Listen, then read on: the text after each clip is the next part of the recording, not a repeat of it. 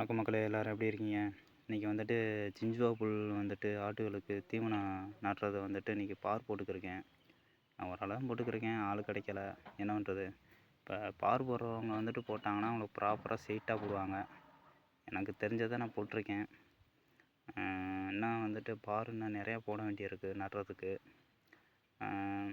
உங்களுக்கு அடுத்த வீடியோவில் போடுறேன். இப்போ வந்துட்டு பார் தான் போட்டிருக்கேன், நான் கம்ப்ளீட் பண்ணலை. தெரியும், இப்போ அதுதான் போட்டிருப்பேன் பாருங்களேன். இன்னும் அப்படி எல் ஷேப்பில் இப்படி வரும். அடுத்த வீடியோவில் போடுறேன்.